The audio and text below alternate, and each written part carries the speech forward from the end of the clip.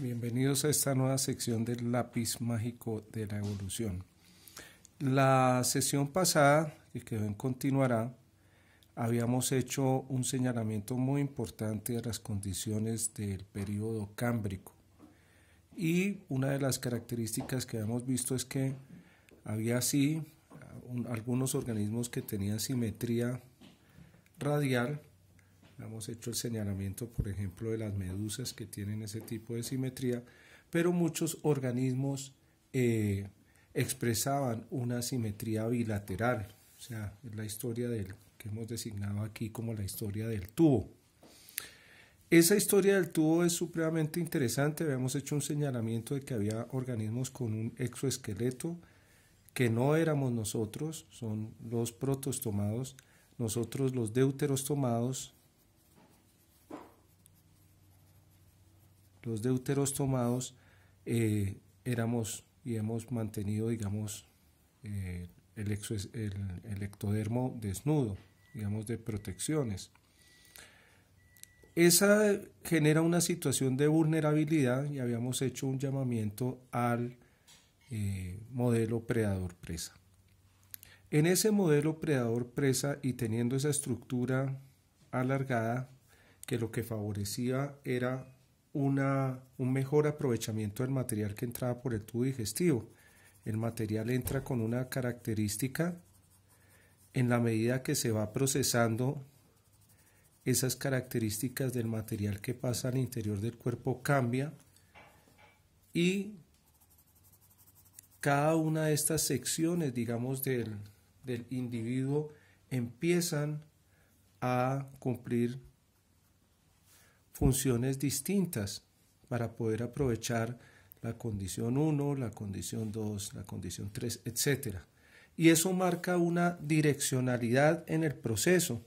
La hemos significado aquí por esta flecha, una direccionalidad. Hay un antes, la boca, y hay un después, representado por el ano. Y a lo largo un proceso que se va dando de manera gradual, con especializaciones. Pero esto en el contexto de, si bien se está dando un mejor aprovechamiento de los recursos del medio, estos organismos son de una altísima vulnerabilidad. Una de las cosas que sucede, y lo inferimos así porque ocurren algunos organismos que se han quedado en este estado, organismos triploblásticos con 3 capas, que tienen un ser celomas, enterocelomados, viven en oquedades dentro del suelo. Aquí yo lo he pintado como este organismo que vive allá inmerso dentro de una fisura del suelo y expone su parte anterior, la boca, para la captura de ese material, escondiendo el resto. Esto de entrada marca una diferenciación entre la parte anterior, o ratifica esa diferenciación que hay entre la parte anterior y la parte posterior del cuerpo, donde, por ejemplo, funciones como la función de identificación del material que va a entrar al organismo, esa parte sensorial que nos ayude a identificar qué es lo que entra al organismo, se va a dar de una manera más prominente en la parte anterior que en la parte posterior del cuerpo. Entonces, si nosotros pudiéramos pintar aquí la parte sensorial de este organismo, esa parte sensorial va a estar mucho más exacerbada en estos protostomados de esta época en su parte anterior. Aquí van a tener, digamos, van a ser seleccionadas más la función de ese ectodermo que está relacionada con la parte sensorial. Recordemos que el ectodermo ha cumplido 2 funciones fundamentales a lo largo de la historia evolutiva. Una es la protección, otra es la comunicación con el medio externo. Entonces, esa comunicación con el medio externo se va a dar de una manera más fuerte en la parte anterior. Se va a dar de una manera mucho más fuerte en la parte anterior. ¿Y qué va a pasar? Se va a ir más bien diluyendo hacia la parte posterior.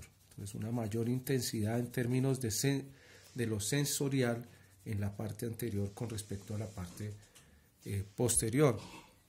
Hay otro aspecto, eso marca la direccionalidad, o sea, esa direccionalidad es importante porque ayuda a aprovechar mejor los recursos. Pero ¿qué pasa si estos organismos crecen mucho? ¿Y qué pasa con estos organismos que son blandos, que no tienen un exoesqueleto, no tienen algo que mantenga esa estructura? Eventualmente estos organismos pueden hacer algo como esto. Y esa direccionalidad que es importante puede revertirse. Puede revertirse. Y esto es un problema muy serio. Este es un problema que tiene muchas implicaciones para estos organismos y es un problema que se convierte en una presión de selección. El hecho de no poder cumplir con esa direccionalidad se convierte en una presión selectiva. ¿Cómo se va a resolver esto? Eso es motivo del siguiente video que vamos a ver, pero por ahora lo que quiero dejarles aquí es como ese proceso que vendría cumpliendo con esta función y que tendría una direccionalidad,